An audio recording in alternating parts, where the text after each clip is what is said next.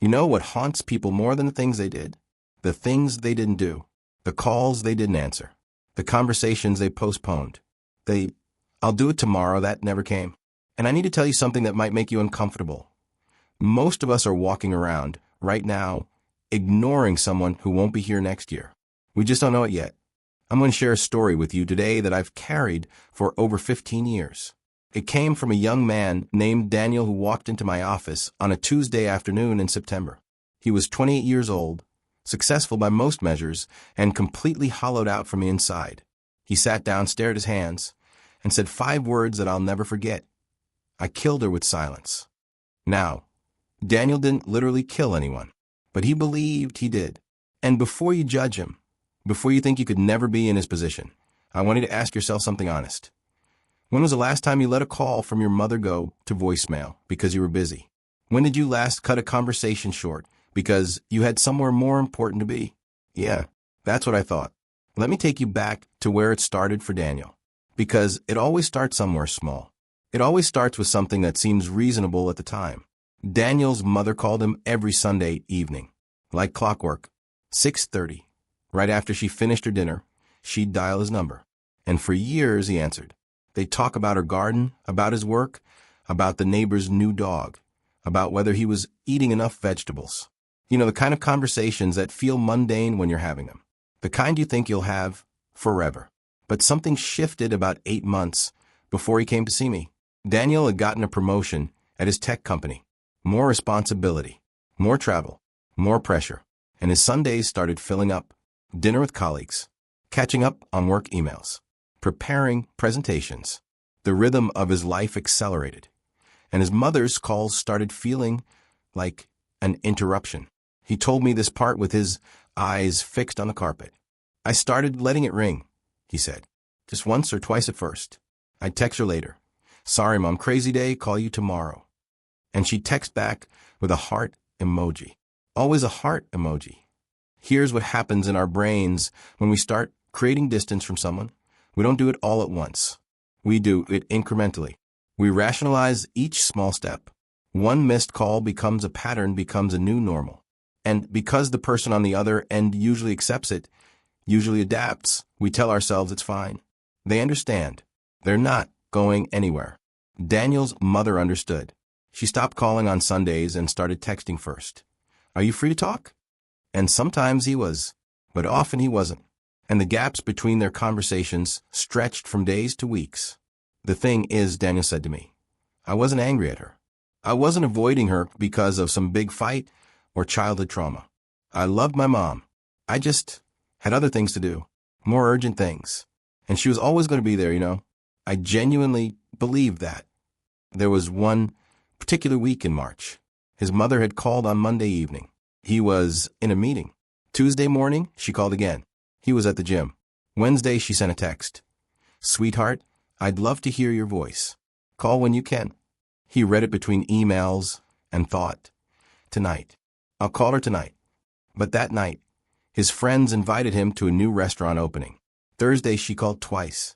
He was on a deadline. Friday, she left a voicemail. He was traveling for work, and his phone died on the plane.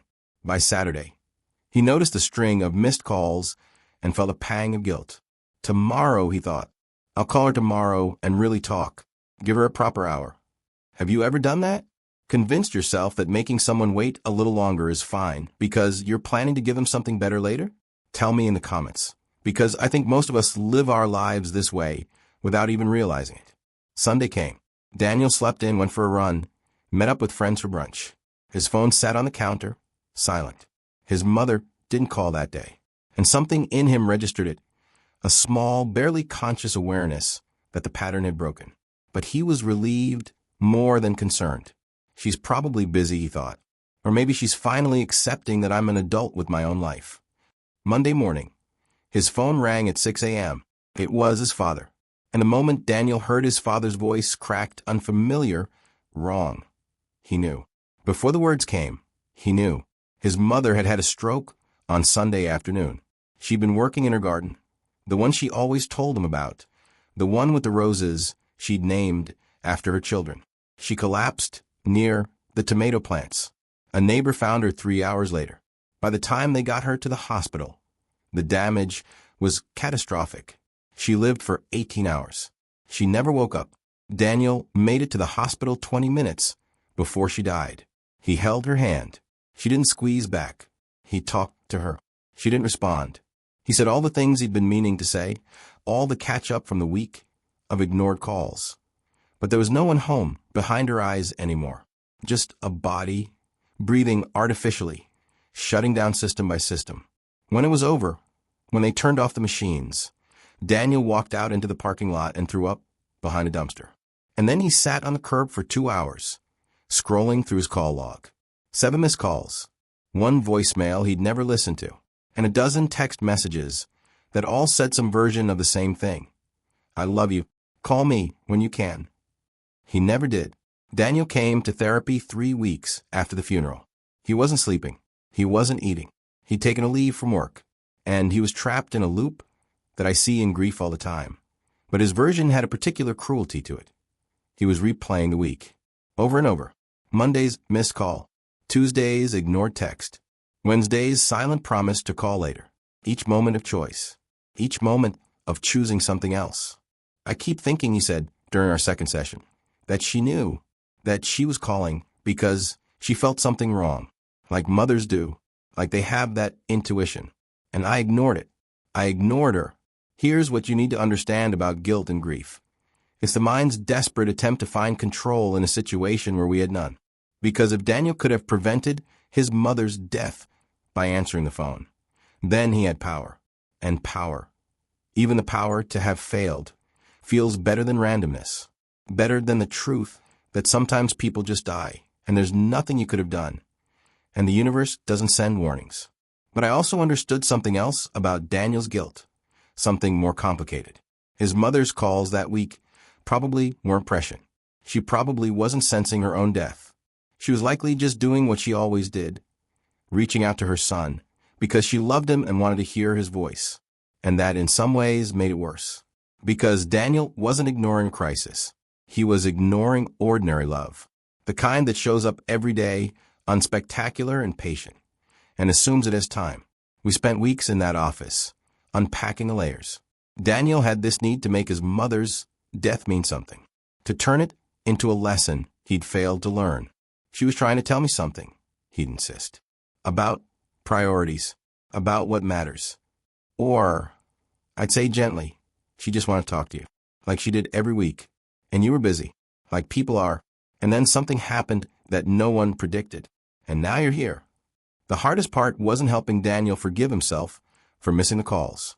The hardest part was helping him accept that there was nothing to forgive, that being busy, being human, being imperfect in your availability to the people you love, none of that causes strokes. None of that kills people. Life is just fragile, and we find out exactly how fragile when it's too late to prepare for it. But here's the thing about guilt. It doesn't care about logic.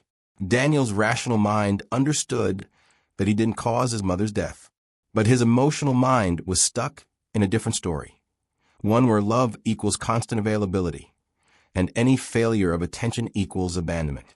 We had a breakthrough about 2 months in. Daniel finally listened to the voicemail, the one from Friday. He'd been too afraid to play it, convinced it would be her last words, some goodbye he'd failed to receive in time. It wasn't. It was 12 seconds long. His mother's voice light and warm. Hi, sweetheart, just me again. I made that lemon cake you like. Thought maybe you could come by this weekend. No pressure. Love you. Bye-bye. Daniel played it for me in session, and then he played it again and again, and somewhere around the 4th time, he started crying. Not the frantic, gasping sobs of early grief. Something different. Quieter. He said, she sounds so happy. She sounds like she always sounds. Like everything was normal. And that was the truth he'd been running from. Everything was normal. His mother wasn't calling because she was dying. She was calling because she was living. Because that's what love does. It reaches out on ordinary Fridays about ordinary lemon cake and hopes she'll show up. The guilt Daniel felt wasn't really about the calls. It was about the fact that he'd treated his mother's love like an infinite resource. He'd assumed that something so reliable, so constant, would always be there. And that's not a sin. That's just how humans work.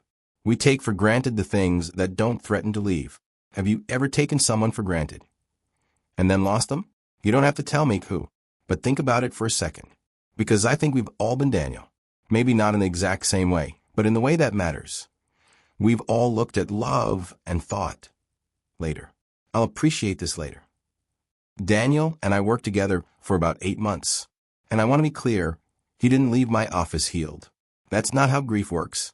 He left my office changed. There's a difference. Healing suggests that you go back to who you were before, but you can't. Loss rewrites you. It becomes part of your operating system. And the question isn't whether you'll carry it, you will, but whether you'll let it destroy you or teach you. Daniel chose to let it teach him, eventually, slowly, with a lot of resistance and backsliding in days where he was right back at the beginning, convinced he'd murdered his mother with neglect. But over time, something shifted. He stopped trying to rewrite the story, stopped imagining alternative versions where he answered the phone and somehow, magically, prevented her death. He started accepting what actually happened. He was busy, she called. He didn't answer, she died. 5 separate facts, not cause and effect. And once he could sit with that, really sit with it, without needing it to be different, he could start asking a better question. Not how do I forgive myself, but how do I live now knowing what I know? What Daniel knows now, what he learned in the cruelest way possible, is that availability is love, not grand gestures, not expensive gifts, not even the perfect words. Just showing up, just answering, just being reachable when someone reaches. He told me something near the end of our time together that stuck with me. He said, I used to think love was about quality time. Like if I gave my mom one really good hour on the phone, that was worth more than 7 quick check-ins. But I was wrong. Love isn't about intensity. It's about consistency. It's about being there when it's boring, when it's repetitive, when you've heard the story about the neighbor's dog 3 times already. That's love. The showing up when it doesn't feel important. I see this pattern everywhere now. And not just with parents. People walk around thinking they have time, thinking that the friend they keep meaning to call will understand, thinking that the partner they're half listening to will always be there, thinking that love is durable enough to withstand neglect. And it is for a while. Love is incredibly resilient. It'll wait for you. It'll text you heart emojis. It'll say no pressure when a call's about lemon cake. But people aren't. People are mortal. And the clock is always running, even when we pretend it isn't. Here's what I learned from Daniel's story, and from the hundreds of stories like his that I've heard over my career. You don't get a warning. You don't get a notification that says this is your last chance to answer. The last conversation you have with someone looks exactly like every other conversation. The last missed call looks like all the other missed calls. There's no way to know which moment is the one you'll spend the rest of your life wishing you could have back. So what do you do with that information? How do you live with the knowledge that everyone you love is temporary and you don't know the timeline? You answer the phone. I don't mean that literally, although I do mean that literally. I mean you stop treating the people you love like they're guaranteed. You stop saying later when you mean never. You stop prioritizing the urgent over the important. You stop confusing busy with valuable. You call your mother. You call your father. You call your friend who keeps texting. You show up imperfectly but consistently. You have the boring conversations. You listen to the repeated stories. You make time feel elastic instead of scarce, because here's a secret. Time is never actually the problem. Attention is the problem, and attention is a choice. Daniel keeps his mother's voicemail saved on his phone. He's had 3 new phones since she died, and he transfers it every time. He doesn't listen to it often, but he knows it's there. 12 seconds of ordinary love, asking for nothing but his time. He's built a life around that voicemail now. He doesn't work Sundays. He calls his father twice a week. He answers when people reach out, even when it's inconvenient, especially when it's inconvenient, because he understands something most people don't learn until it's too late. Inconvenience is a luxury. It means someone is still alive to inconvenience you. I'm not going to tell you that Daniel doesn't still struggle. He does. Every March he goes quiet. Every time his phone rings and he doesn't recognize the number, there's a split second of panic. Trauma doesn't just vanish because you've processed it in therapy. It lives in your body. It shapes your reflexes. But Daniel's learned to work with it instead of against it. He's learned that the best way to honor his mother isn't to torture himself with what he didn't do, but to change what he does now. Before you go today, I want you to do something. I want you to think about who you've been ignoring, not in a dramatic way, just in the quiet, everyday way that Daniel ignored his mother. Who keeps reaching out that you keep meaning to respond to? Who have you been taking for granted because you assume they'll always be there? And then I want you to reach out. Today, not tomorrow, not when you have more time. Now, send the text, make the call, show up imperfectly, but genuinely. Because here's the truth that Daniel learned, and I'm passing on to you. The people who love you don't need you to be perfect. They just need you to be present. They need you to answer. Where are you watching this from today? And who are you going to call when this video ends? Tell me in the comments. I read every single one, and I'd love to know your story. Thank you for listening. Thank you for being here. And if you take only one thing from Daniel's story, let it be this. The calls you don't answer become the regrets you carry. So answer the call while you still can.